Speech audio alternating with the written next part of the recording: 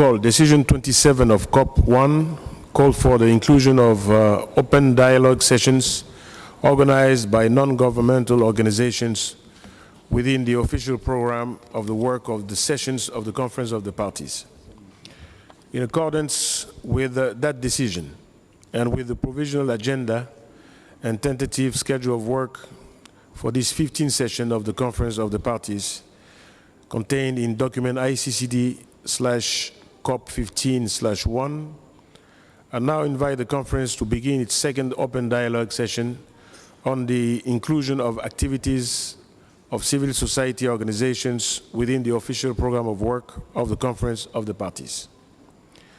Distinguished delegates, the topic of today's open dialogue session is agroecological approaches and regenerative agriculture practices as solution to positive transformative change, achieving land degradation neutrality, and addressing desertification, land degradation, and drought issues.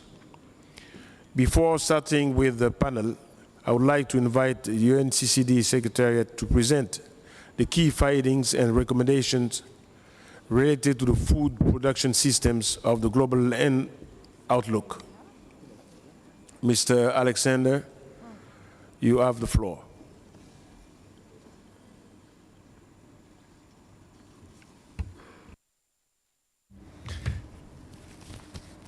Thank you, Mr. President.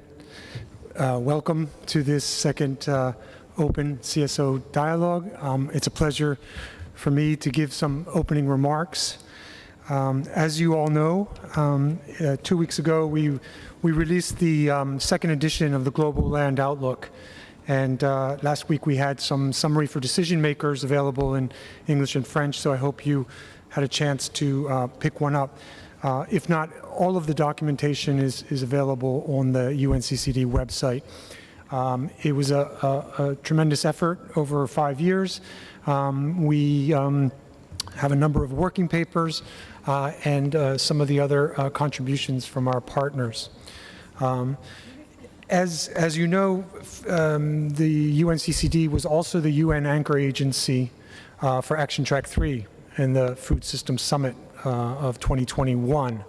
And that was also a great opportunity for us to work with the international community as well as at the national level through a number of food systems dialogues. So many of you may have participated in those. So agroecology is the science of sustainable agriculture. It is, has many permutations, is often based on traditional or indigenous knowledge. These are practices in many cases that have been used over the millennia.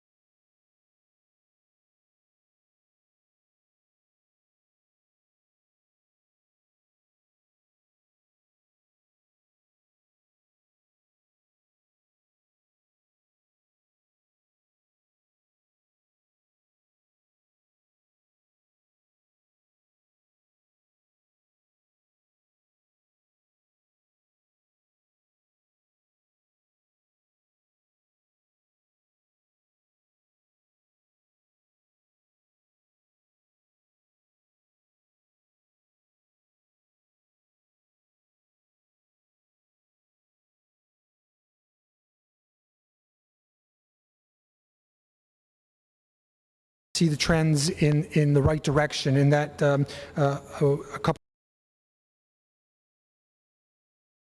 of these smallholders are taking up agroecological practices.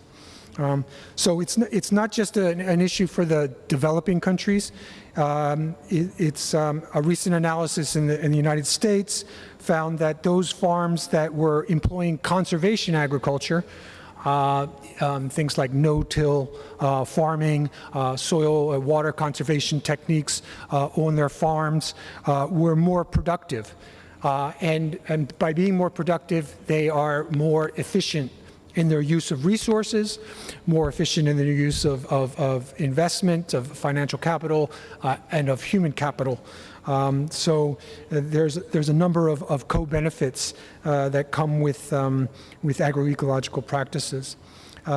So I would encourage you to, if you have a chance, take a look at the website. There are over 250 case examples that we look at, dealing with all types of the broad spectrum of land restoration, but nature positive food production is quite prominently featured. So with that, I thank you again for the opening remarks, and I thank you, Mr. President. I thank Mr. Alexander for his presentation. In today's open dialogue, the following speakers will participate. Mr. Alpha Khan from NGO ENDA in Senegal. Mr. Pablo Mota, Mission Verde, Amazonia, Colombia. Ms. Naide Nagizadeh from Senesta in Iran. And Mr. Tom Dare from Eco Agriculture in the USA. After their presentation, I will open the floor for discussions. Without further ado, I will give the floor to Mr. Alpha Khan from NGO ENDA of Senegal.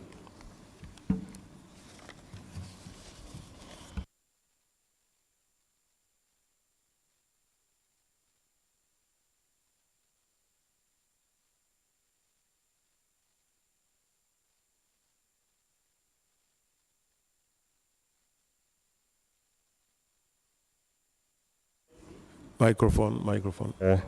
Mesdames et messieurs les délégués, je vous remercie pour l'opportunité qui m'est donnée de m'exprimer à cette tribune. Membres de la société civile,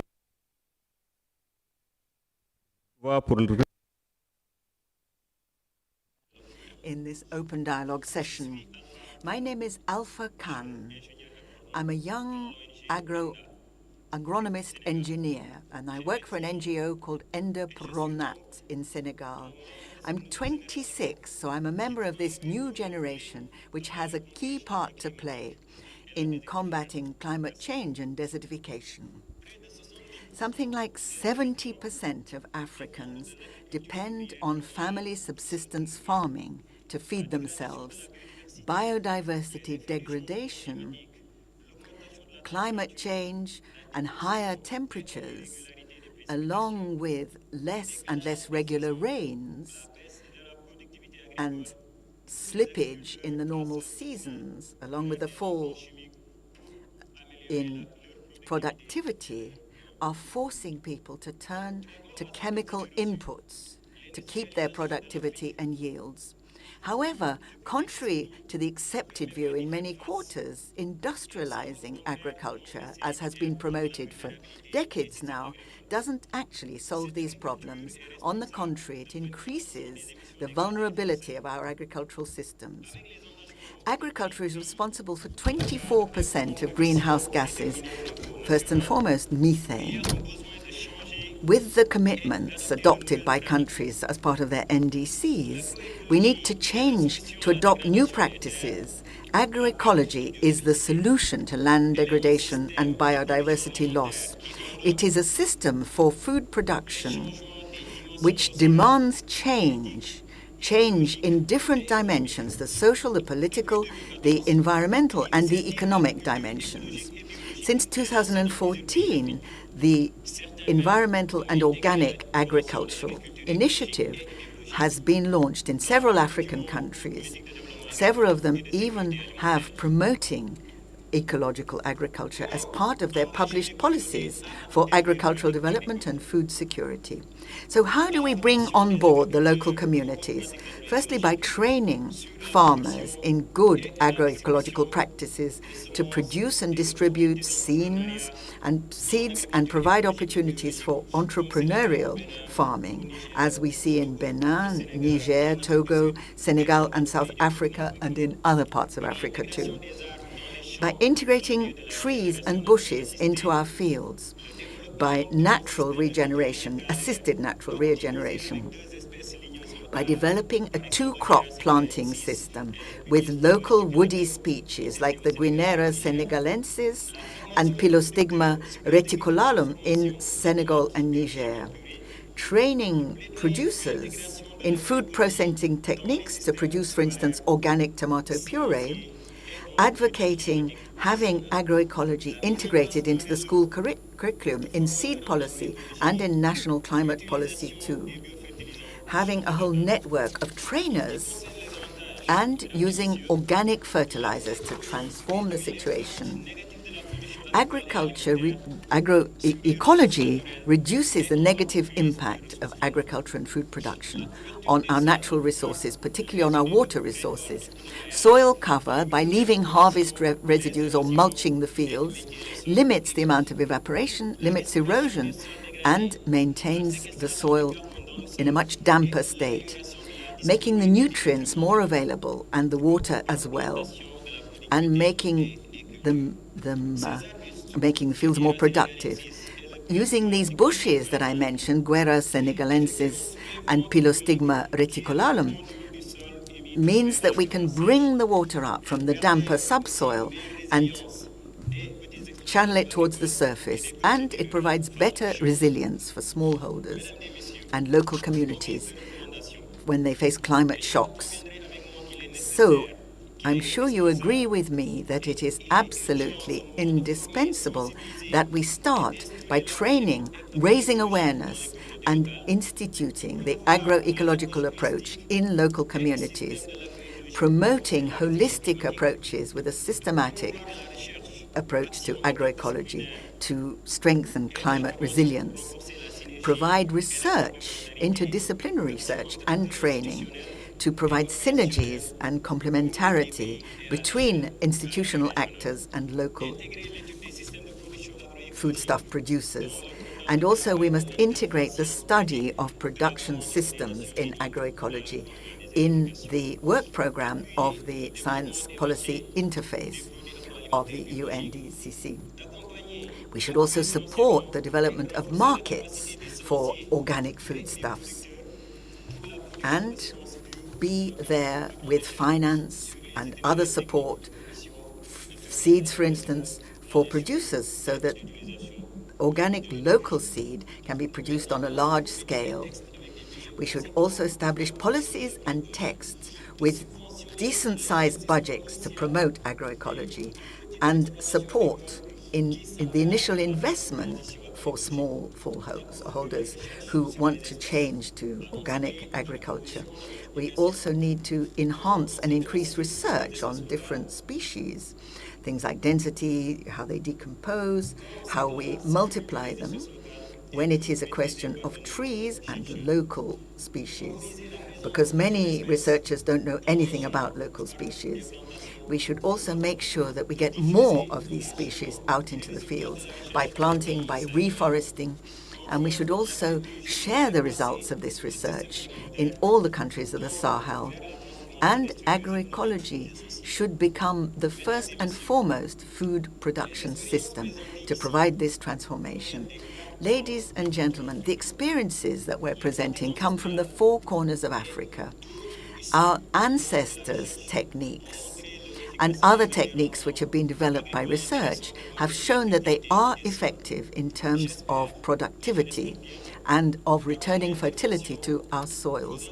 I hope that I have been able to convince you how important it is that we have to work to counter drought, which is the great burden of the African continent, along with the degradation of our soil, by promoting the agroecological approach and regenerative agriculture. Thank you for your attention, and long live agroecology. Thank you.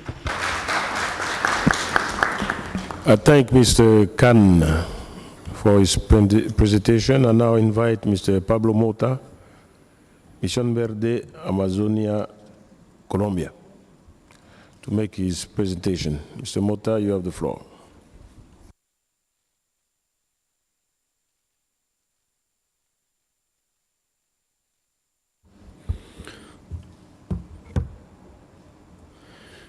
Gracias, señor presidente. Thank you very much, Mr. Chair. Honorable delegates, colleagues, my name is Pablo Mota from the OSSC for the Mission on the Amazon, with its basis in Colombia. Thank you for this opportunity to speak on behalf of the civil society organizations of Latin America and the Caribbean. In Antigua and Barbuda, in the Caribbean, we have been working to rehabilitate old water reservoirs and build stone wells, planted grasses and trees around them to prevent soil erosion, mitigate drought, and maintain fresh water for critical times. In Peru, the CSO ADA promotes cocoa production under the concept of zero deforestation, recovering ecological connectivity between the forests of protected natural areas and its buffer zone, promoting in this way the protection of species of fauna and flora in the Amazon. In Brazil, the organization Caatinga promotes agroecology based on the integration of silvicultural systems in the Brazilian semi-arid areas, promoting the increase in forage production from 4 to 7.6 tons of forage per hectare, improving the resilience of the ecosystem and generating greater income for communities affected by drought. In Colombia,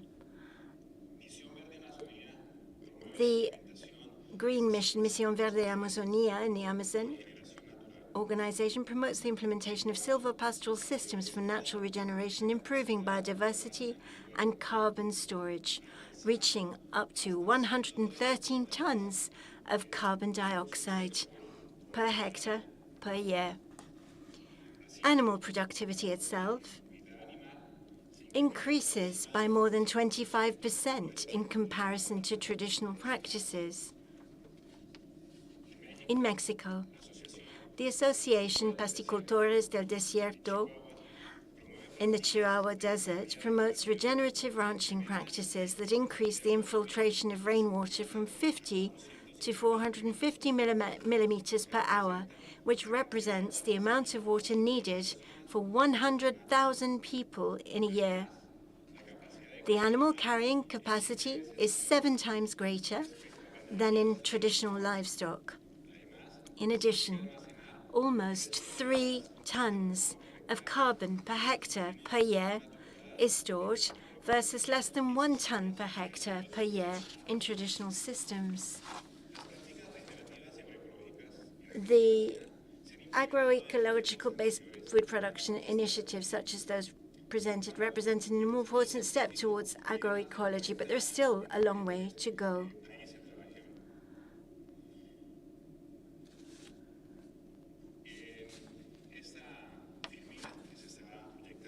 In this area that you can see on the screen, you can see different ranching programs.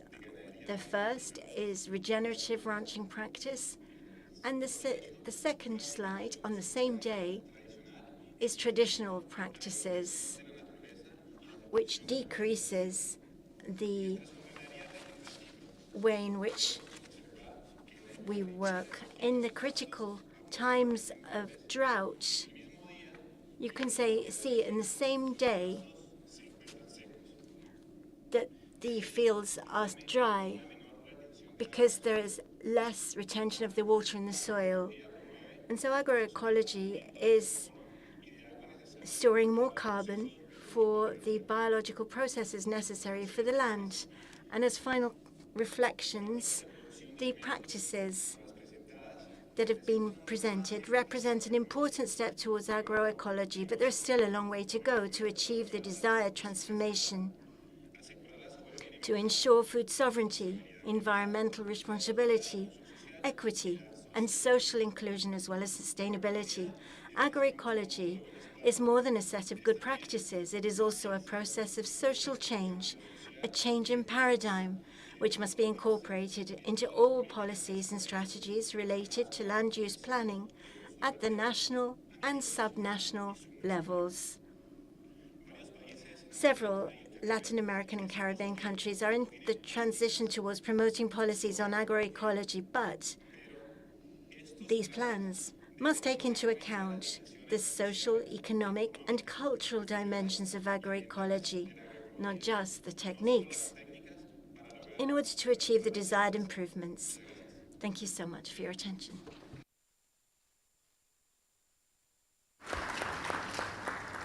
I thank Mr. Mouta for his presentation. I now invite Ms. Nahid Nagizadeh of Senesta to make a presentation. Ms. Nagizadeh, you have the floor.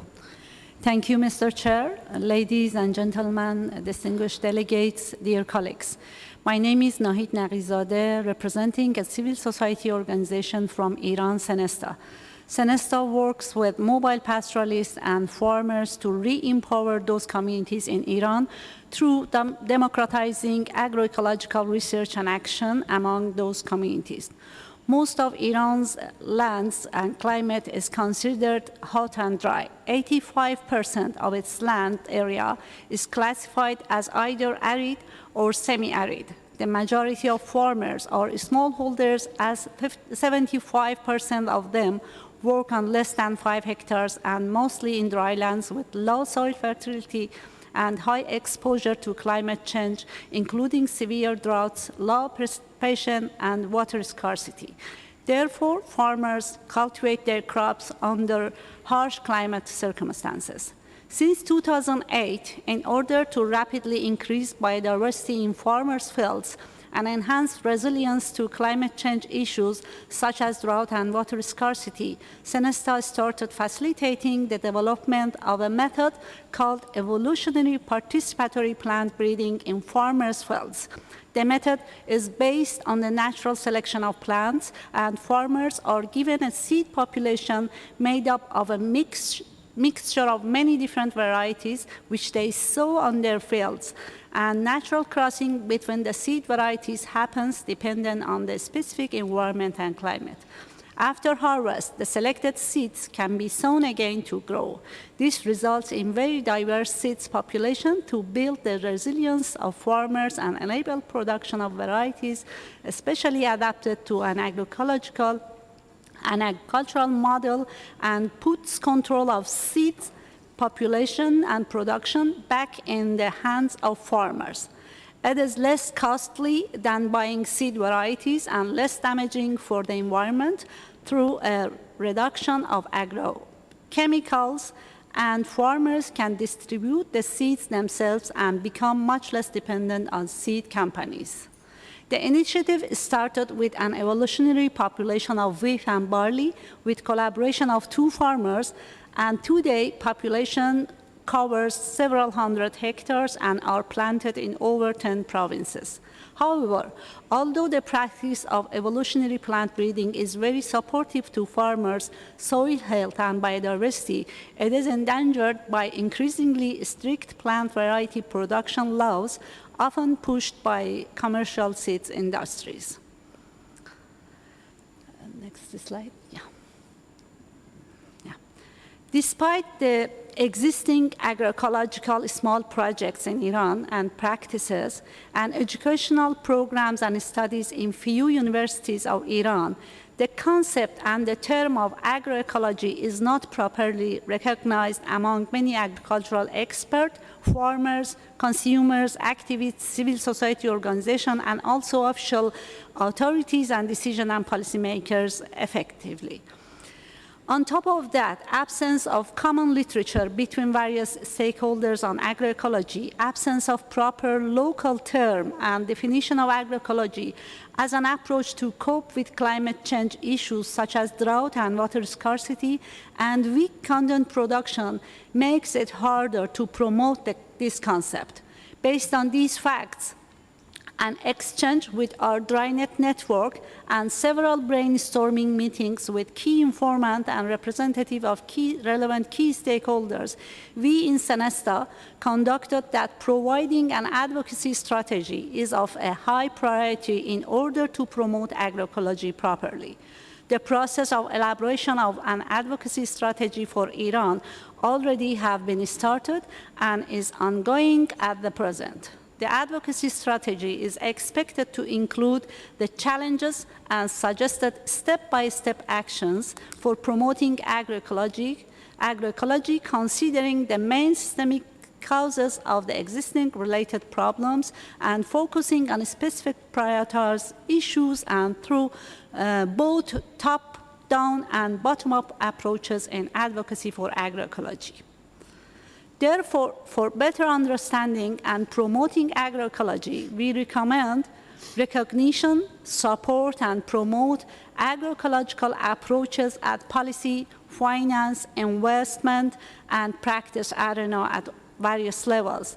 Also highlighting and recognition agroecological approaches and regenerative practices to help communities to increase their resilience and diversify their crops, trees, and animals to cope with climate change issues of drylands that prone to severe droughts and water scarcity at various levels is another recommendation, and promote enabling environment for capacity building, awareness raising, and integrating agroecological approaches in food production systems, national action plans to combat desertification, and LDN initiatives toward deploying drought-resilient food and agricultural systems, as well as production of simple and understandable content and documents based on unique socio-economic and ecological characteristics and issues of each country, as well as documenting good practices, are amongst the most important recommendations and messages from a civil society organization works at national and local levels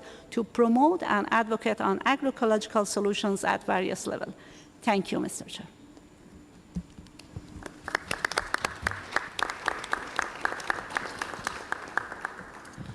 I thank Ms. Nagizadeh for her presentation, and I now invite Mr. Tom Dare of Eco Agriculture to make his presentation. Mr. Dare, you have the floor. Thank you. Good morning, everyone. My name's Tom Dare from Eco Agriculture Partners. Emphasis on the partners. We're an organization based in the United States that works internationally to support local-based civil society organizations, sub-county governments, county governments, and other local actors to promote and scale up integrated landscape management. So 20 years ago, Eco Agriculture Partners was founded to promote collaboration instead of competition between conservation and agriculture, recognizing that integration across sectors can achieve strong mutual benefits for all parties. We sought to achieve this by enabling local landscape partnerships to connect people in long-term collaboration to access finance and influence policy and to advance integrated landscape management as a practice. We believe that collaborative, participatory, community-led decision-making is the foundation of sustainable landscape management, as well as to achieve land degradation neutrality. We do not prioritize the goals of any one sector or actor. Rather, we build and facilitate shared leadership and equitable representation for all stakeholders in the landscape so that land use decisions are fair, legitimate, just, and sustainable. We chose to focus on integrated landscape approaches, and more specifically on landscape partnerships, as one of the best approaches for achieving agroecology, land degradation neutrality, and the SDGs more broadly. Landscapes are mosaics of natural and human-modified ecosystems. They provide multiple benefits, such as food, rural livelihoods and well-being, energy, fiber and building materials, medicines, ecosystem services, and biodiversity. They capture multiple sectors and therefore are required to be managed in an integrated way that is inclusive and representative of all stakeholder groups within the landscape.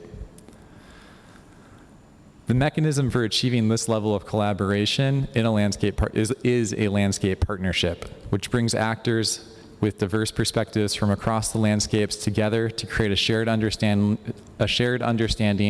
jointly co-develop action plans of coordinated activities and investments. To effectively scale this approach, which requires, as a global community of civil society organizations and international NGOs, that we reduce barriers to landscape partnerships that they face when trying to achieve their own goals as defined by them. We need to create the enabling environment needed to empower diverse groups of stakeholders to work together in true and equitable partnerships to identify synergies and avoid trade-offs. The 1,000 Landscapes for 1 Billion People initiative is a radical collaboration of organizations led by Eco-Agriculture Partners, Rainforest Alliance, and dozens of other international NGOs and civil society organizations committed to working together to empower local landscape partnerships by providing them with the tools and services they need to thrive. As our name suggests, by 2030, we aim to support 1,000 landscapes benefiting 1 billion people. We recognize that due to the ambitious nature of this initiative, no one organization or institution can meet this goal alone. We therefore need to pool our efforts and resources to share learnings if we are to successfully scale landscape approaches as one of the most effective ways to achieve land degradation neutrality and catalyze the change we collectively seek. To develop these tools and services, we work directly with landscape partnerships in a co-design process. Working directly with landscape leaders in our design process, we incorporate their needs, demands, and feedback into the tools and services that will ultimately support them. We are currently working with a globally diverse set of 20 landscape partnerships and supporting them in 4 primary areas. First, we support landscape partnerships to better collect data and access data transparently to help them to help level the playing field, which ultimately contributes more powerfully to developing a shared understanding and vision as the foundation of action plans and implementation. Terrasso is a digital landscape action platform and is an open source platform we are developing to support these efforts. Secondly, we are raising the capacity of CSOs, governments, and local actors to implement landscape approaches through the delivery of innovative learning resources. These resources focus on the process of implementing integrated landscape management rather than on outputs and outcomes. By focusing on the facilitation of a highly inclusive and participatory process, we better ensure that much more sustainable and powerful outcomes will come forth. Thirdly, we act to redirect the flow of funds away from siloed projects and towards integrated landscape investments. Too often, top-down funding mechanisms force local actors to act on a project-by-project basis without coordinating or connecting the dots. This creates unnecessary duplications and redundancies. 1000 Landscapes is therefore supporting the development of integrated landscape investment portfolios that demonstrate synergies across projects in a landscape and reduce the risk of investment to funders. Lastly, we are committed to catalyzing a global community of actors committed and passionate about promoting landscape approaches. We do this by normalizing and institutionalizing landscape approaches so that we can operate more effectively and efficiently as a global set of actors seeking to achieve land degradation neutrality. To achieve our objectives, as just outlined, the 1,000 Landscapes initiatives and landscape partnerships globally need support. In order for landscape partnerships to thrive and achieve their goals as defined by them, we offer the following recommendations. First, landscape partnerships need supportive government policies. Governments need to recognize landscape-level collaborative action as an essential operational mechanism to implement local and national policy priorities towards agroecology, the SDGs, and the nationally determined contributions. This is not just a whole-of-government approach, but a whole-of-society approach. Secondly, landscape partnerships need financial and business services. The overall financial architecture must be set up to fund coordinated, long-term, generational-level investments for regeneration at scale. National and subnational governments have an important role to play in providing or catalyzing financial services to address these challenges. Thirdly, technical and local capacity development services need to be provided. Landscape partnerships need guidance to strengthen and sustain local capacities for facilitating, coordinating, convening, and implementing long-term partnerships. Government can provide direct services or facilitate CSOs, NGOs, or businesses to do so. To better allow for local partnerships to prosper, we ourselves, as CSO, international NGOs, governments, businesses, and others, need to better practice working in collaboration. We need to reduce the silos and uncoordinated action in our own operations if we are to empower and enable local groups to be active participants in decision-making when it comes to their own futures. We need to redirect the flow of funding away from traditionally siloed project-by-project operations and toward integrated projects that promote transparency and accountability across sectors. We need to value financing and policies for coordination and convening to provide spaces for cross-cutting dialogues where voices are more equitably heard. We need to provide the locally adaptable tools and services landscape partnerships need to make their entire system more coherent while respecting local customs.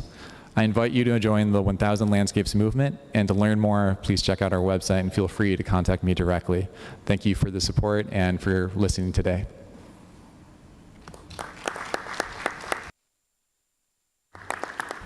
Thanks, Mr. Dare, for his presentation. And before opening the floor for the official open dialogue session with the civil society, I would like to give the floor to Ms. Yusra Abouabi from AgriSud, who will provide the plenary session with a synthesis and comments on the interventions.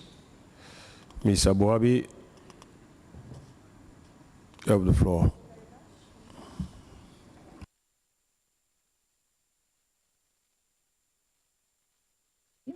Yes, can you hear me? Okay, thank you very much, Mr. President. Alors, effectivement, aujourd'hui, in fact, under the guidance of the presidency of the COP, that noticed the interest in speaking about sustainable agricultural practices to fight against drought, with the support of the Secretariat of the United Nations Convention to Combat Desertification, which also recalled that there are many different ways of practicing sustainable agriculture. For example, precise agriculture, and sustainable agriculture is even more important to ensure sustainable food security. Many representatives today from different organizations and civil society from all 4 points of the world have been sharing their observations and their comments on the interest of these agroecological initiatives in their country. Alpha Kane from Senegal highlighted the fact that more than 70% of Africans depend on livestock agriculture, and the changes in climate and drought mean that they often use more chemicals, and this causes soil degradation. Agroecology is therefore, he highlights, the solution to soil degradation. Furthermore, agroecology allows us to ensure the conditions for agricultural production where availability of water is very limited, and it also allows better resilience amongst populations given the changes in climate. So it's a response both to drought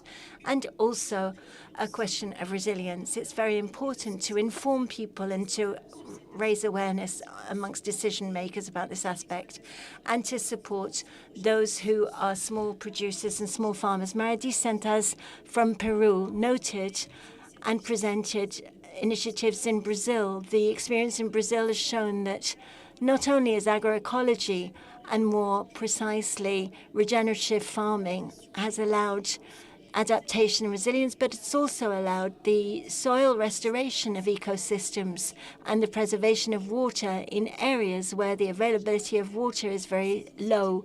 These initiatives have shown, therefore, the role of agroecology in carbon sequestration. Nadia Nagidzadeh from Iran presented a complement to this information, a method of selection of seeds, which is participative and evolving. And this has shown that the choice of seeds has an impact on the autonomy of the farmers and the durability of the land.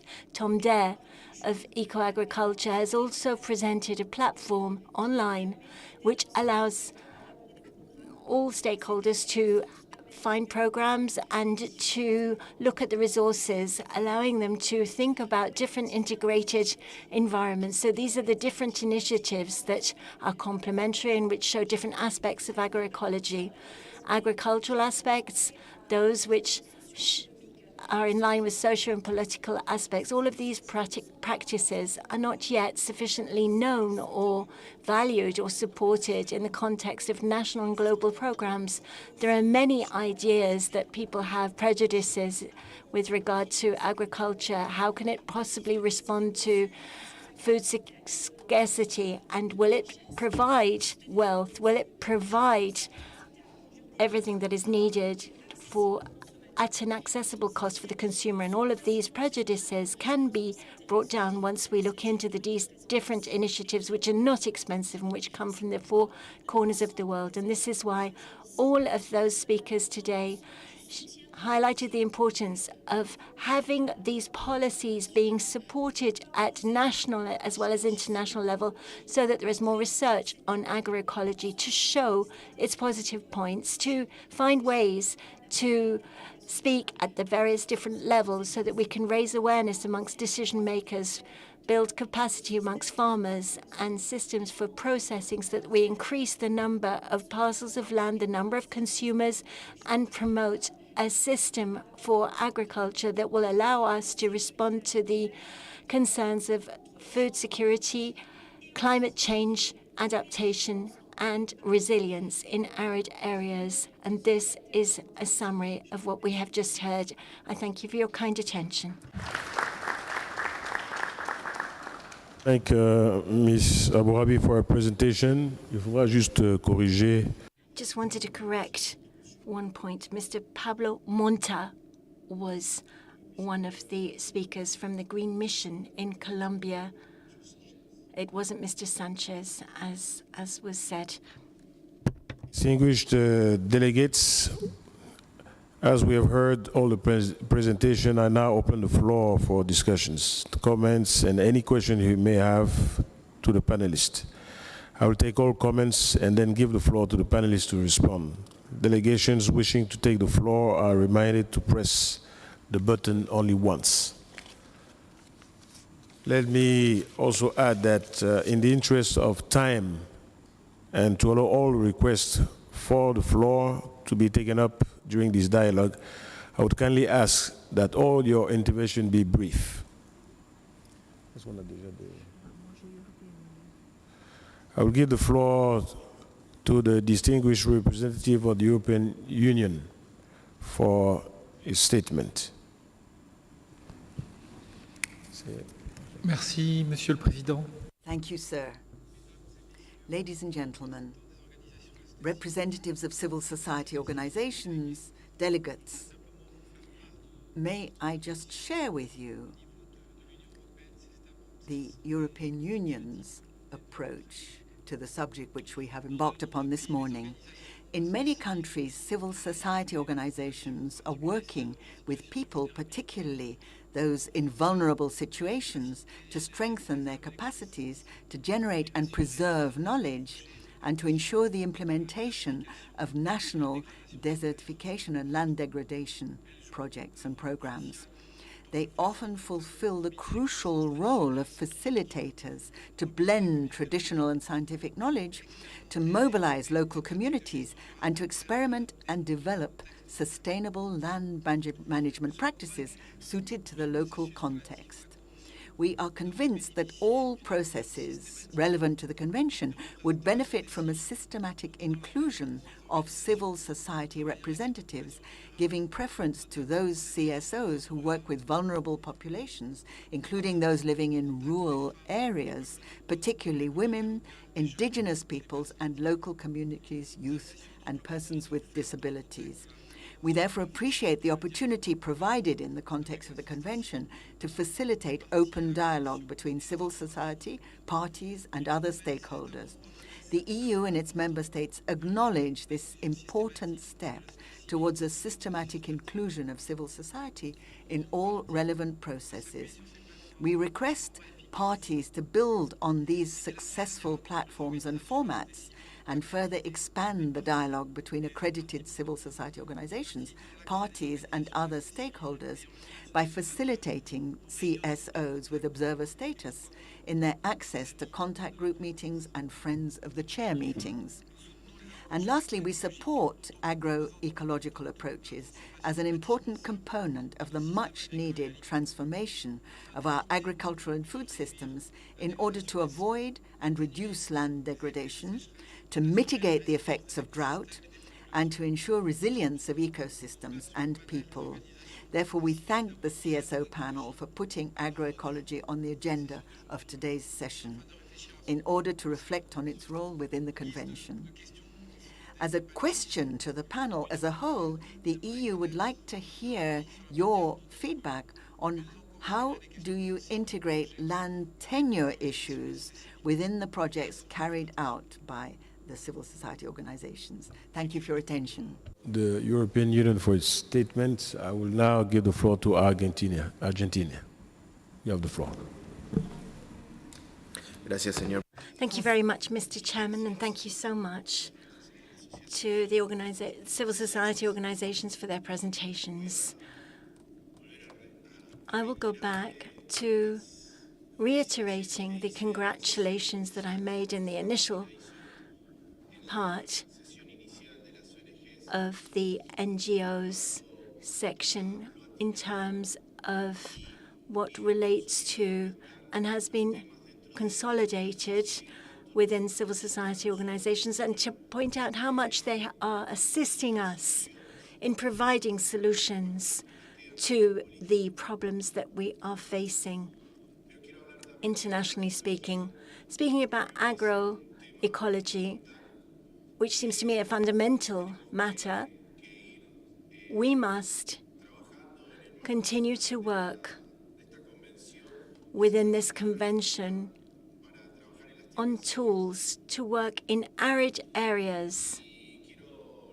I would like to recall the words of Professor Rotheral, who was a member of the IPBES and won the World Prize in 2020. Promoting agriculture that is ever more efficient, that is able to produce more with less, in harmony with the environment. These were his words. This brings us to consider that we cannot continue doing the same as we are doing now in the hope of having different results. We must change and move towards new forms of production and consumption. Agroecology is a tool that will assist us in this. Returning to the presentations, and in particular that one made by those from the Latin America and Caribbean region, I would like once again to congratulate and to welcome the opportunity that's been provided for us to show these practices and to ask you, which are the challenges that have been encountered as you worked on these agroecological solutions, which are more difficult in terms of implementation, sometimes more costly, require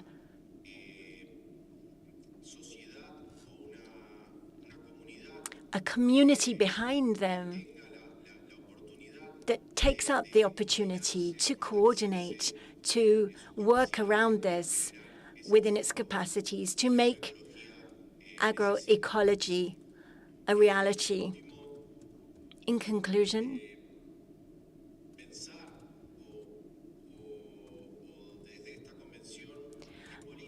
to think within this convention which policies in terms of promotion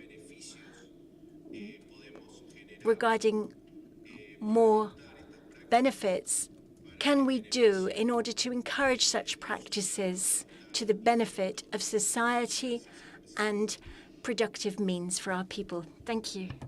Thank you, Argentina, for this statement and questions. I will now give the floor to the Netherlands. You have the floor, please.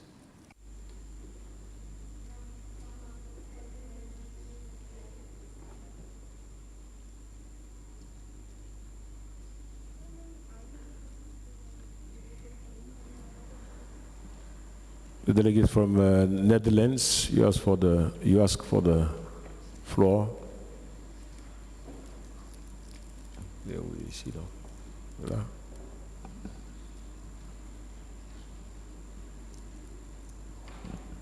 Voilà.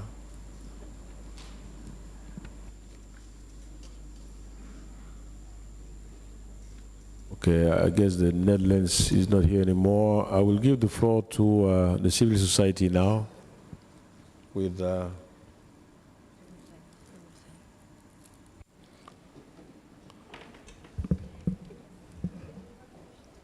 Thank you, Mr. President. My name is Sena Aluka. I come from Togo. I work with Jeunes Volontaires pour l'Environnement, also representing the Alliance for Food Sovereignty in Africa and African Biodiversity Network.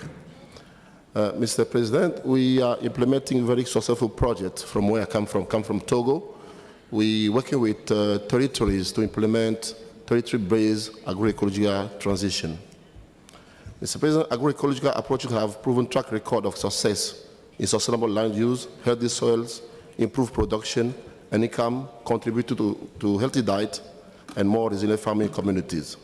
The high-level panel of experts of the UN Committee on World Food Security has shown that agroecological approaches are superior to others in terms of food and nutrition security and sustainable land management.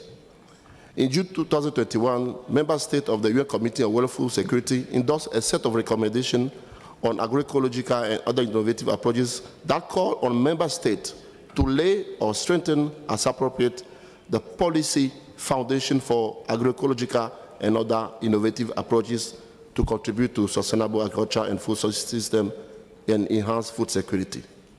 Mr. President, would like to support statement for our colleague from civil society and request for clear policy support on biocultural diversity conservation, because for smallholder farmers, where the majority of food sources come from, agroecology cannot be seen in separation from biological and cultural diversity. Thank you, Mr. President. Thank you for your statement. Now, I would like to give the floor to the representative of the United States of America.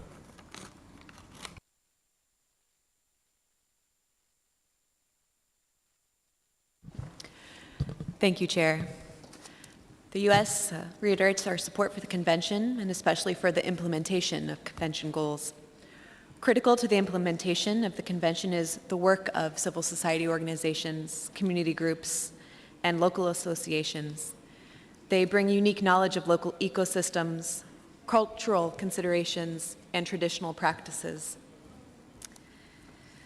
We appreciate the civil society organizations and community groups working on raising the profile of integrated landscape management and wish you good continuation of your work. Thank you.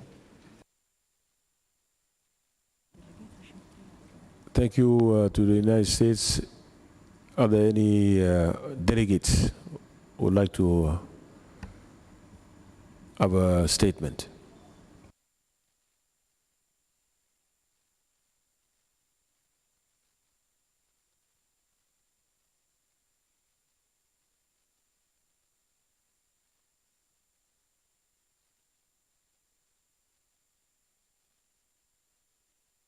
Okay, now I invite the panelists to address your comments to the questions.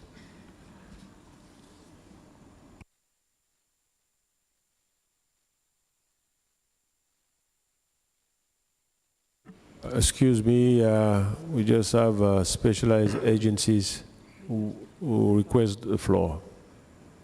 Excuse me, please, you have the floor. لا أنا مش ولد je représente aussi le CSO. I'm representing a CSO2. We are representing a large group of women from South Africa and the Middle East. And we hope that we would like to valorize the role of women in agroecology. And we hope when we will have the land tenure for women, the right to have the land, to be able to practice this agroecology system.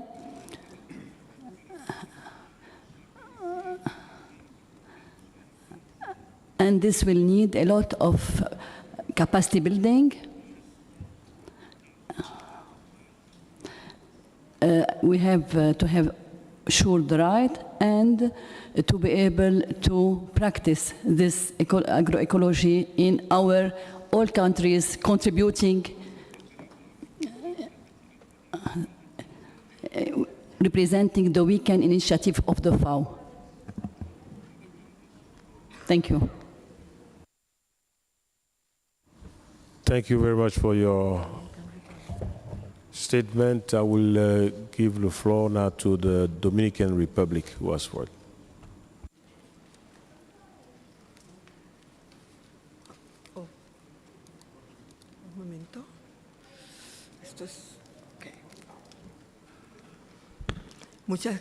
Thank you very much, Mr. Chair, for giving me the floor.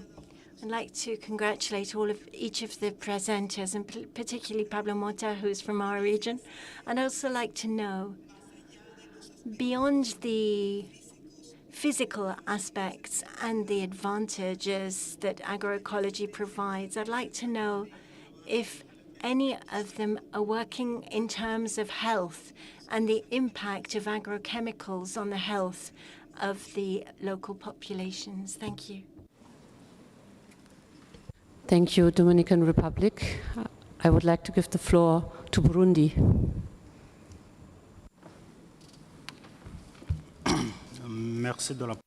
Thank you for the floor.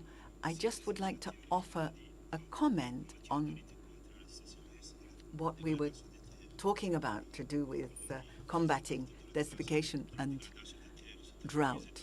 In Burundi, it is a problem, land degradation in the agricultural sector, where the majority of the population works, giving, of course, lower yields and also both an economic and social toll that it takes on the population.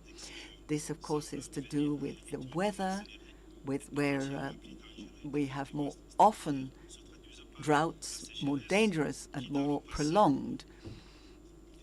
These droughts that were different in the past, and we know that this is the case for other countries too, all to do with climate change. There are floods and there are droughts, and all of them affect us and lead to migration, including internal migration within countries. So, of course, it's obvious that land restoration is the solution that we need to make people more independent and resilient to face these challenges. In our country, the government has taken on the task of restoring millions of hectares of land in order to contribute to the fight against the effects of climate change and to counter land degradation, with the UN providing a period of 7 years starting in 2018 by things like increasing forest covers and also making less likely people to be cutting down the woods in order to provide firewood for themselves. Of course, we need different partners to be a part of this initiative. And we need a community approach, particularly when it comes to the mountains and hills of the country and the role that they play in this. So we have an initiative underway to protect our inheritance in this respect.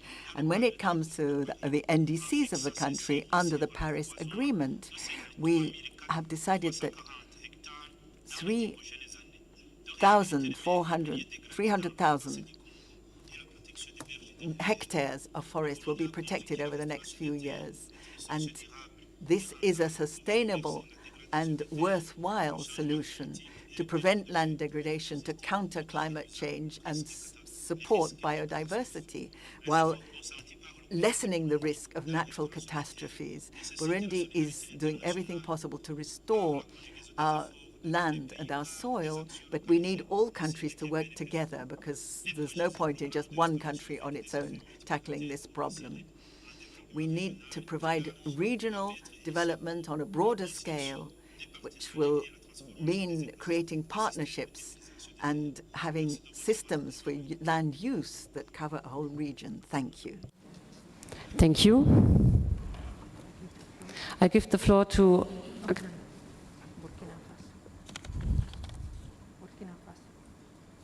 I give the floor to the distinguished representative of Burkina Faso.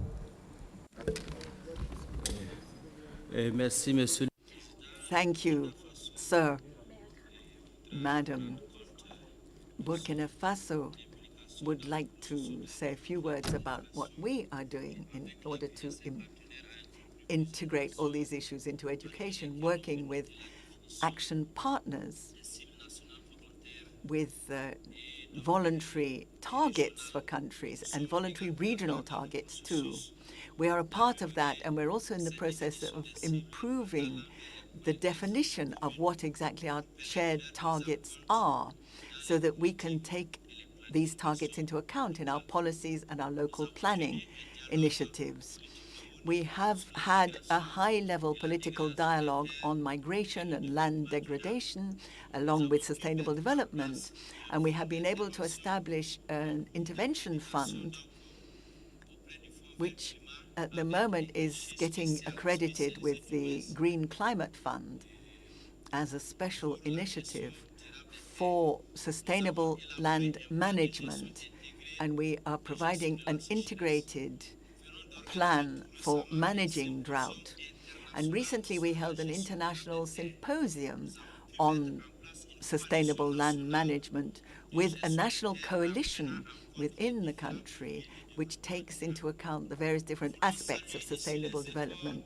We would like here to welcome the efforts of all who are with us in this initiative, and those who are working with us to combat land degradation. But our efforts are still very modest in the face of the droughts and the desertification that we face, along with the problem of terrorism too. So these countries, particularly my country, Burkina Faso, do deserve and require particular attention and particular support, because we have a great need for land management resources. It's something like 19% of our territory. So we need $2.7 billion, which would mean my country would be able to put flesh on the bones of our plans in this area. For instance, increasing forest coverage and making our forests a better carbon sink, and providing better resilience in the face of climate shocks. Resilience for not only the population, but for its ecosystems as well. We are convinced that this dialogue will lead to tangible solutions which will help us to strengthen the resilience of our communities in a world where we have health and security crises, where our efforts are also linked with the effort to combat terrorism, particularly in a country like mine. I would also like to mention that we are going to reach decisions which will allow us to deal with water, land, and energy problems for the population as a whole. Thank you. Thank you. I give the floor to the distinguished representative of Eswatini. Thank you, Chair. We just want to congratulate the government of Cote d'Ivoire for assuming the president of this COP, and also appreciate the work that has been done by the Secretariat to organize this COP.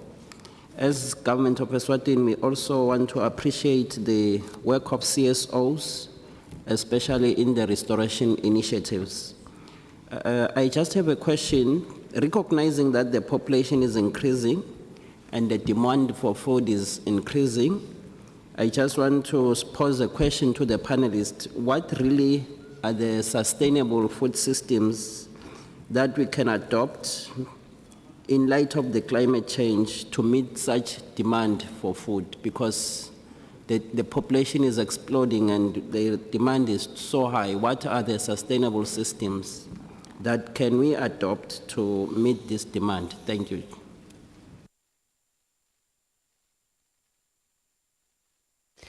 Thank you. I give the floor to the distinguished representative of Action pour le développement du Sahel. Please.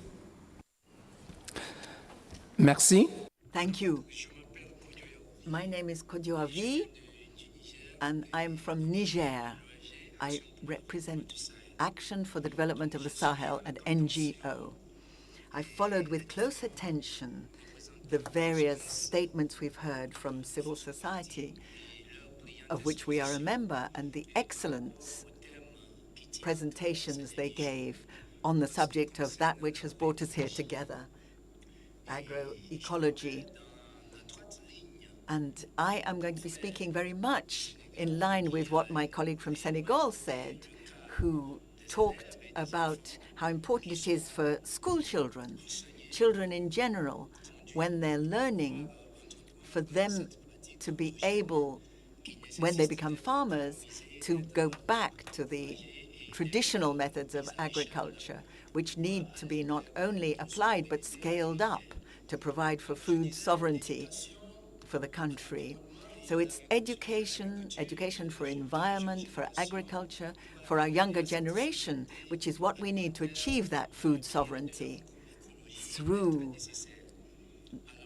agroecology. This is an essential thing. So my question is, why and how do we think is the best way for us to bring agroecology into the school curriculum, to make it a part of our local, regional and international policies, not only at the top of the pyramid, but right at grassroots level, teaching the children so that they, in the future, will be implementing all that we're talking about here today. Thank you. I give the floor to the distinguished representative of both ends. Thank you, Madam Chair. My name is Nathalie van Haren from both ends, a CSO from the Netherlands. Thank you for, I would like to thank the CSO panel for sharing these agroecological initiatives that stand for numerous of agroecological approaches and practices that provide good livelihoods and at the same time support and restore soil health and protect biodiversity. It would be great if more communities would be supported to adopt these kinds of initiatives. We have two questions for the panel, very short ones. Could you share with us some concrete examples of support from the national government and local authorities that would help these agroecological initiatives grow? And the second question is, could you elaborate on what is needed from donors and international funds to better support agroecological initiatives and upskill them? Thank you. Thank you. I give the floor to the distinguished representative of FAO. Thank you very much. It is not longer possible to look at food, livelihoods, health and the management of natural resources separately. System thinking and holistic approaches are needed to address these complex and interdependent challenges. We will only succeed to reduce poverty and achieve zero hunger while ensuring inclusive growth and sustainable management of the planet's natural resources, all in the context of climate change and biodiversity loss, if we apply holistic and integrated approaches that respect human rights. FAO developed 10 elements of agroecology framework to assist countries in fostering transformative change, and also developed a framework to monitor implementation. The 10 elements are interlinked and interdependent and represent a simplified yet holistic way to think about reality. They describe essential components, key interactions, emergent properties, and desired enabling conditions in agroecological transitions towards sustainable agricultural and food systems. FAO will continue supporting parties to facilitate decision-making by practitioners and other stakeholders when planning, implementing, managing, and evaluating agroecological transition, with special attention of civil society organizations, women, youth, indigenous peoples, promoting the interlinkages between traditional knowledge and science. Thank you very much. Thank you. I give the floor to Siase.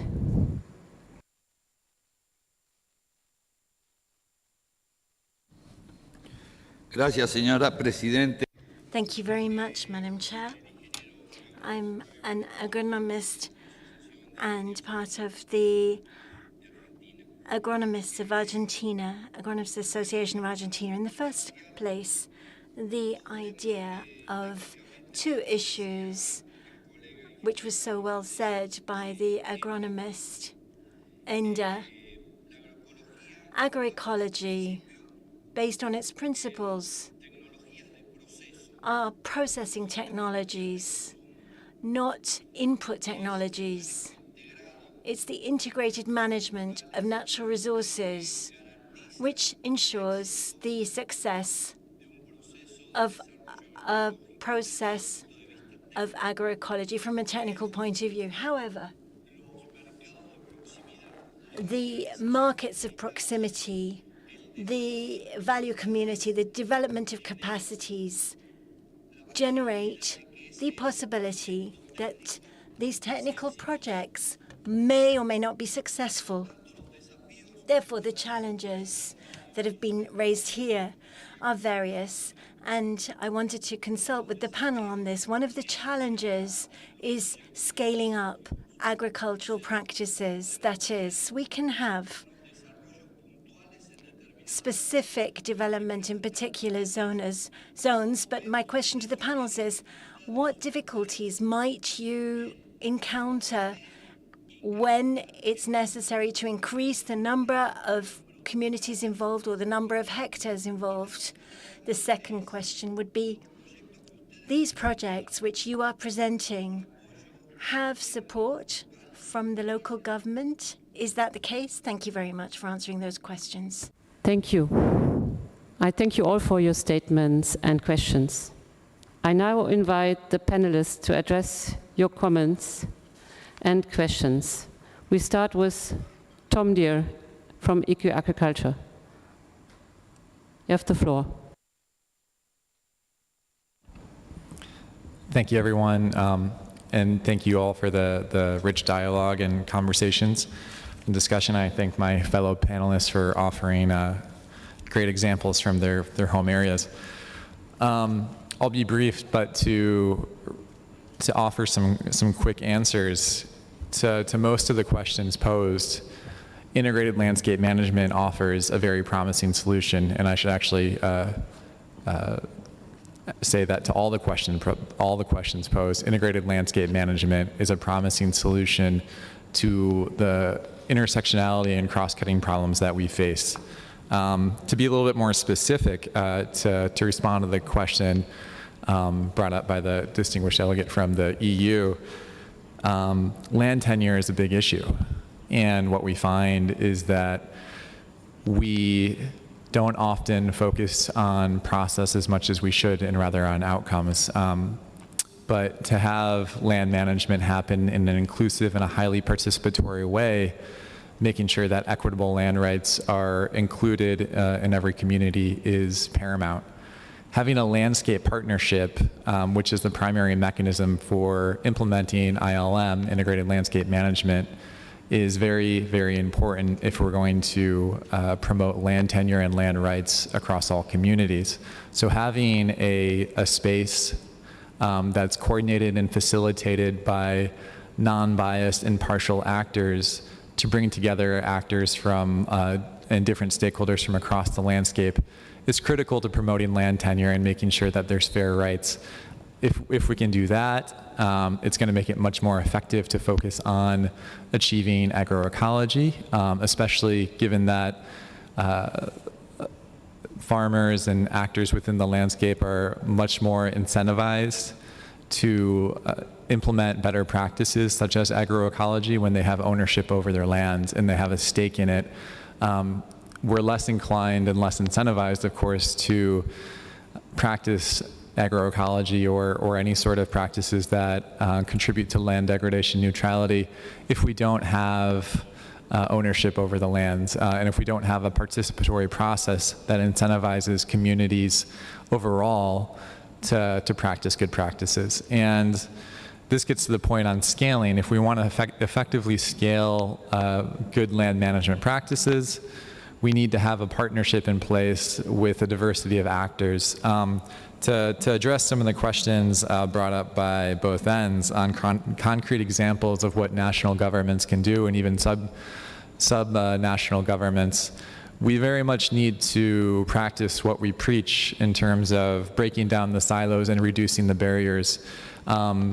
There's been few examples of governments and government ministries coordinating and facilitating intersections across their own ministries. So we rarely see that the Ministry of Education works with the Ministry of Health, who works with the Ministry of the Environment, who works with the Ministry of Water. We're broken up into silos based on how our institutions are structured, and we really need to transform the way we operate internally if we want to see that same level of intersectionality and integration at the landscape level. So that's one thing we would strongly recommend governments and subnational governments to do to promote and make it easier for landscape partnerships to act on their own needs more effectively and have a stronger say in the conversation. To talk about the question from the funding side of things, we often see funding going to projects on a project-by-project basis to specific actors within a landscape, which inherently creates tensions between different stakeholders where when funding allocations are not made transparently, when they're made for some projects at the detriment of other projects, instead of having an integrated investment or an integrated portfolio of landscape investments where funders and financiers can target and look at the different projects within a landscape and identify where the synergies are and how we can avoid trade-offs, how we can avoid duplication, how can we avoid redundancies. Having public policies that support these processes is really key to implement funders and financiers to redirect the flow of fundings away from siloed, traditionally project-by-project approaches and towards more integrated funding streams. Thank you. Thank you, Mr. Deere. Next, I invite Pablo Mota from Mission Verde Amazonia. Please, you have the floor. Thank you very much, Madam Chair. I'd like to thank the delegates, the governments of the member states for those important and significant questions regarding agroecology and regenerative farming practices. I've compiled a list of those questions, and thank you again to those delegates. I would like to highlight as a few examples some of the suggestions made both by the parties and my colleagues from civil society in Colombia. Our association is developing one of the pilot projects at national level in the framework of financing provided by the European Union and the United Kingdom to strengthen the processes of consolidation of peace in Colombia. During the processes of formulation of these policies, we had the participation of the same communities the grassroots communities in the construction of these responses to the problems that have been identified in the production systems. The financier, the European Union, and the other international partners required that all of these programs for productive implementation contain a very clear definition and environmental approach. So the majority of these projects that have been developed in their first phase of implementation now are projects which are integrating agroecology as a system for managing the agricultural system as well as the fishing system. And in our context, we have been working with a growing number of families in the pilot phase who have an extension of their land, about 25,000 hectares, with silvopastoral methods that move into the agroforestal practices and, in fact, come under forestry. And the objective is that for these initiatives, reduce the amount of agrochemicals and pesticides used and promote health in the soil and the environment, reduce pollution of water and soil pollution, and therefore eliminate the noxious possibilities, the negative effects that we have seen that have an effect on health and can even provoke cancer. So this has been thanks to the fact that we had some pressure placed on us by our international donors who saw the need to integrate practices with an environmental approach that be sustainable. And that's one of the ways of promoting agroecology at scale. On the other hand, amongst the principal challenges that we face when we scale up the option of agroecology is education. I believe that Colombia is one of the countries in Latin America that has an advantage, a significant advantage. In our country, we have 5 universities which have programs on agroengineering, and in the United States, in Missouri, they have 1 school in agroecology in comparison. And this is important for the training of our human resources, our human capital, so that they're able to transform and work towards these new processes. In our education over the long term, we will continue in developing and implementing practices which assist us to neutralize the problems on our soil. And if we didn't have such education programs, it would be very difficult to change the perception or to reverse the trends of a farmer, for example, who's always depended 100% on inputs and technological practices which are different to a holistic training on agroforestry, or someone who has developed his postgraduate on agroforestry, who doesn't only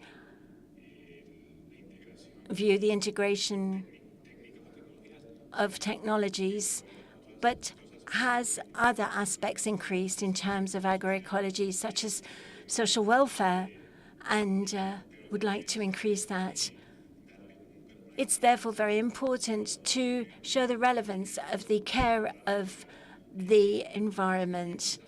If the environment is healthy, then families, the community, will have a higher level of nutritional development, and this will mean that they will have better living conditions. It will reduce poverty. It will increase food production and food sovereignty. So that's one point. Here, my colleagues from Cariculture agree that one of the principal challenges is access and land tenure. In Latin America, 80% of our food is produced by small and medium farmers, but they only have control over 10% of the land themselves. And so scaling up these processes to a great scale as we're seeing in Latin America, small producers are those which maintain food security. However, despite them doing everything that they can, if we make sure as well that we include the large landholders within the productive system, then the transformation and reaching our objectives will be more difficult because the great percentage of the land is not in the hands of those who are using these practices. Thank you. I thank Mr. Motta for his answers. I now invite Mrs. Nahid Nagizadeh of Senesta to give her answers. Thank you. Thank you, Mrs. Chair. I would like to reflect to our respectful colleague from European Union on integrating land tenure within our work.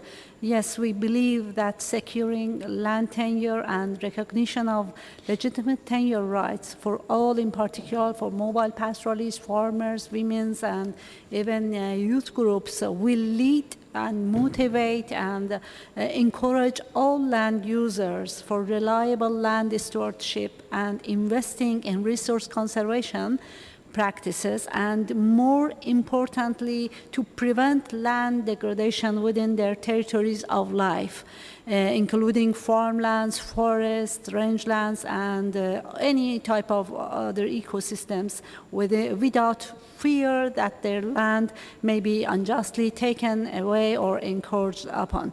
Therefore, considering and attention to the three key considerations of the technical guide on governance of tenure into the implementation of land degradation neutrality by the FAO and UNCCD and their partners, including legitimate tenure rights, consultation and participation, and gender-responsive approaches, is very necessary and even is a must, in particular in design, implementation of all initiatives related to agroecological, agropastoralist, and other regenerative approaches at various levels, especially to achieve our voluntary national LDN targets, drought plans, and other initiatives related to sustainable land management. I also would like to address to our colleagues from both ends the needs at national and international levels of civil society organization. Yes, at national levels, we really need more policy support and laws for investment to local initiatives and innovative actions to support and motivate the communities to enhance their resilience to cope with climate change issues, and support to secure and support farmers and pastoralists while severe droughts to enhance their resilience to cope with climate tensions, because they need to continue their livelihoods and motivate even youth and new generation to continue their ancestral livelihoods in agroecological and agropastoralist activities via more support and giving them motivation. And at international levels, yes, we have support from, for example, IFAD to conduct our participatory evolutionary plant breeding, and from also from our DryNet partners to promote agroecology and advocate for agroecology in Iran. But as Iran is under various pressures from the globe, we are expecting reliable support of international organizations and institutions, in particular from Global Environmental Facility and other donor agencies, to continue our participatory research and action with communities in the ground for a meaningful participation in global movements towards achieving sustainable land and resource management, and alliances with other partners without any isolation of Iranian civil society organizations. Thank you. Thank you, Mrs. Nagazadeh from Senesta. Argentina has requested for the floor. Distinguished delegate, you have the floor, please. Ahora sí. Thank you very much, dear President. Thank you to the organization of the COP15, the government and people of Costa de Marfil, Côte d'Ivoire, and to the Secretariat of the UNCCD. La reunión con la The meeting with the civil society organizations assists in the construction of a common task, that is, working towards the projects which are under the convention. I've seen throughout this meeting and their participation. I'd like to point out one thing. We only see them in this convention, and these are the regenerative guardians of our land. Two colleagues from the civil society organization made reference to this, and I would like to note it, because if we base ourselves on the practices of indigenous peoples to date who have maintained our land healthy and had prosperous harvests, the knowledge of the indigenous peoples in regenerative crops is centered in improvements over time and will assist us in mitigating the impacts of climate change.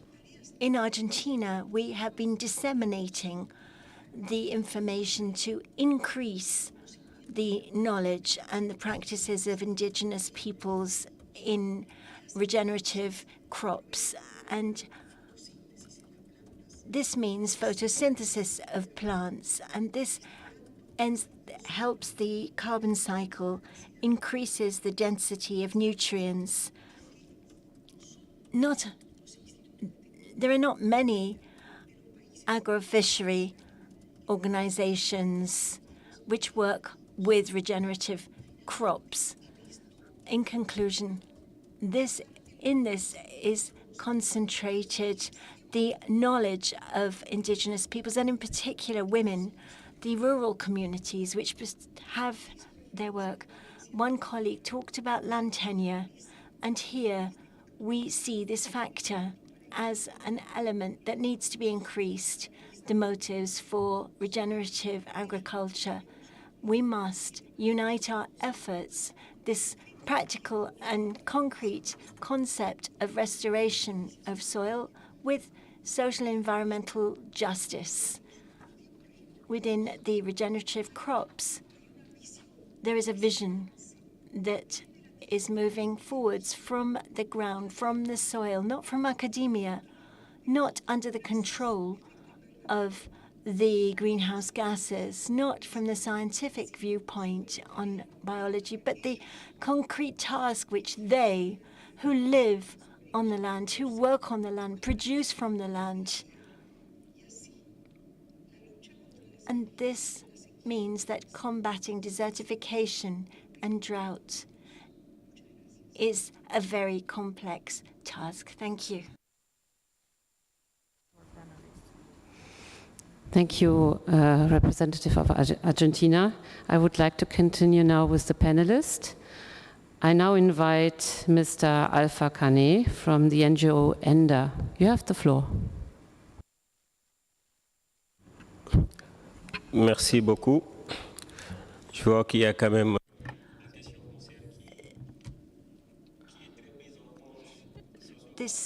Whether this is by the states or by some financial organizations which are here present, and I'm very pleased about that, because these financial provisions are very important within our context. I will respond first of all to a question that was raised by a colleague from civil society on how can we use this environmental education in order to have an impact on our future generations and provide them with responsibility in terms of agriculture, which was a question from Niger. Pablo had some elements that are a response to this, study programs in universities, but I will go down to a lower level, because environmental education should begin at an early age. It should be that young people, when they are in elementary school, are integrated already and educated about agroecology, whether it's the soil health or the quality of the food that they themselves are going to eat. They should be conditioned right from a very early age, that they be explained the importance of these agroecological practices, that they can grow up with motivation on the implementation of activities from that point of view.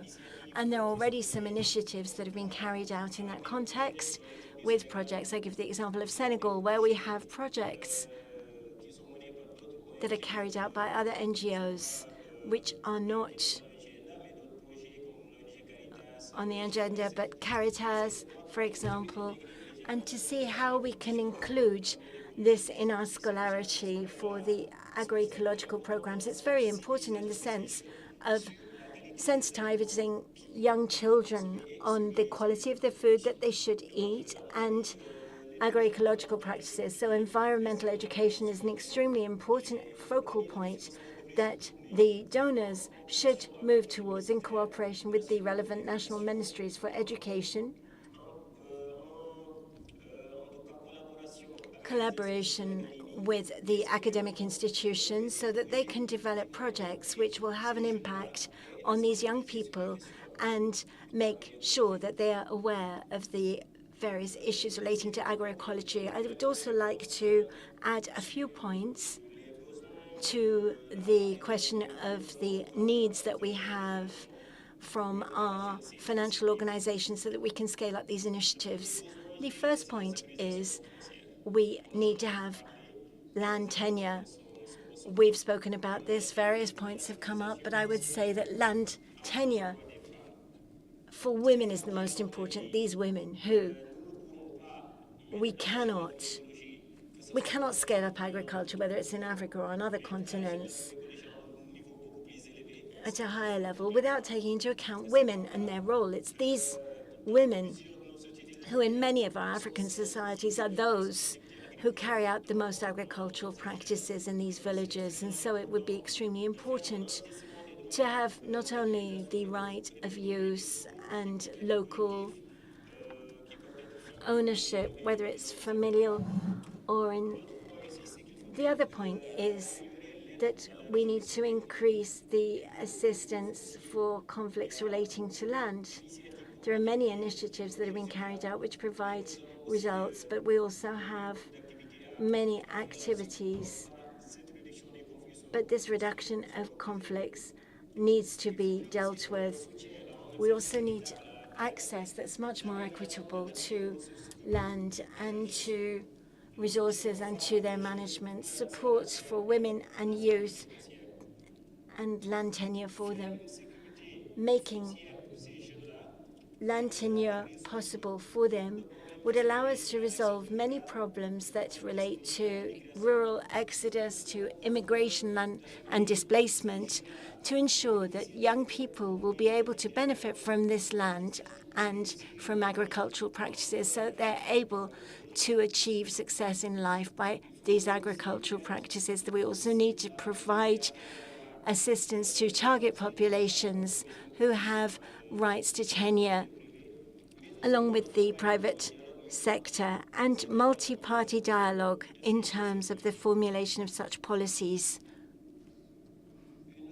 Another question that was raised was on the difficulties which exist when we speak about increasing the number of people who are working in agroecology. These are the same difficulties that we have in terms of land tenure, the autonomy of women. There's a great deal of efforts that still need to be made. Capacity building for these women, most of all, and for youth, but also financing projects which will allow these young people to scale up their initiatives and use initiatives that have already been successful as models for such success to persuade more young people to scale up agroecology on a much grander scale. I thank you. Merci. Thank you, Mr. Alpha Kone from ENDA. India is requesting the floor. Distinguished delegate from India, you have the floor.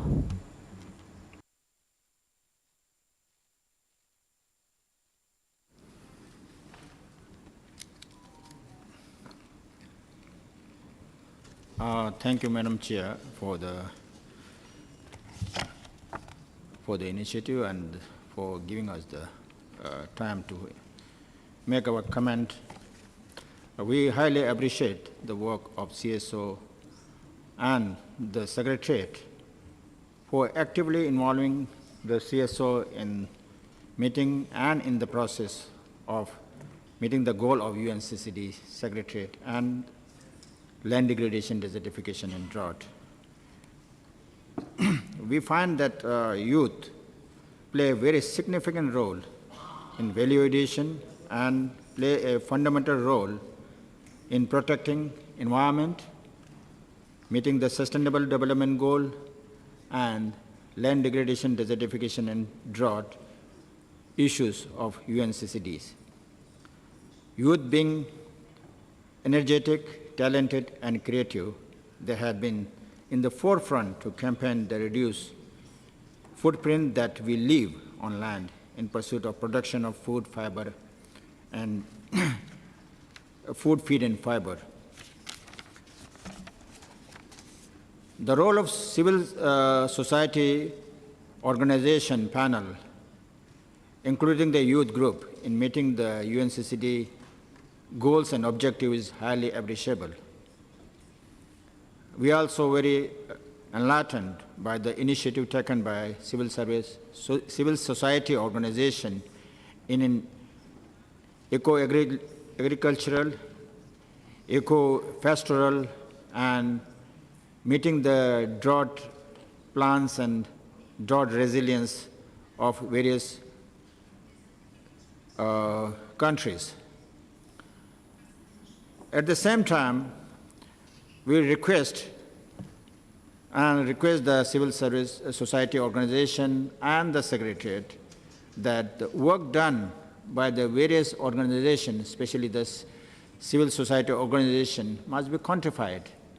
And I will request and urge the Secretariat, all the work done on land restoration and land degradation and desertification work done by various civil society organizations must be quantified and must be made available to all the country parties to see which are the organizations which has been doing extremely good work on the ground for restoration of degraded, working for the local communities. We would like to see how various civil society organizations are raising funds from which sources so that we could help them in promoting the work and the goal of UNCCD Secretariat.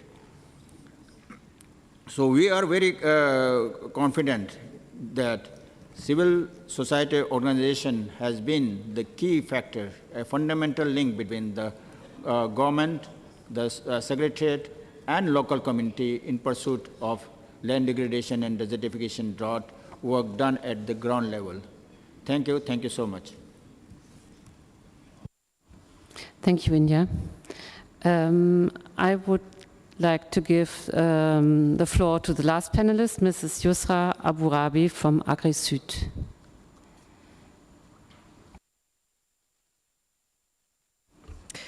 Merci beaucoup.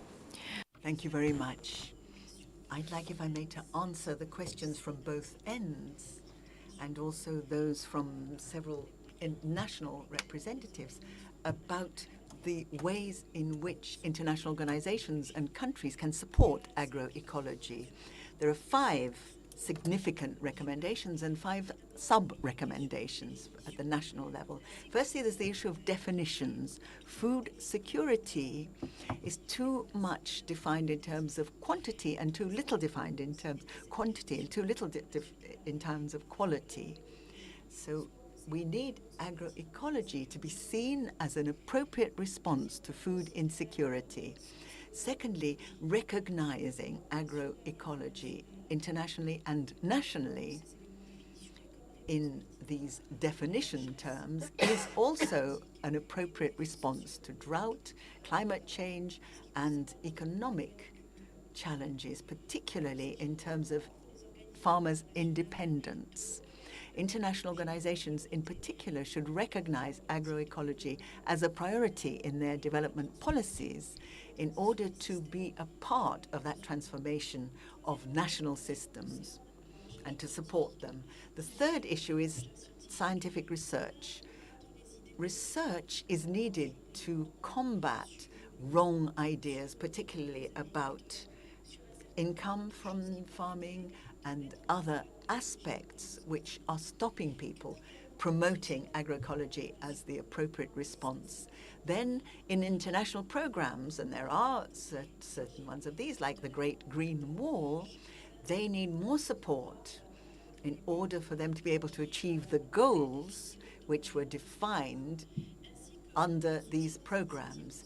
We also need to provide support for national initiatives. Here, NGOs and governments can identify local actors and stakeholders who need their support. And fifthly, when it comes to government policy in the individual countries, countries should promote and make sure that consumers are aware of what is at stake.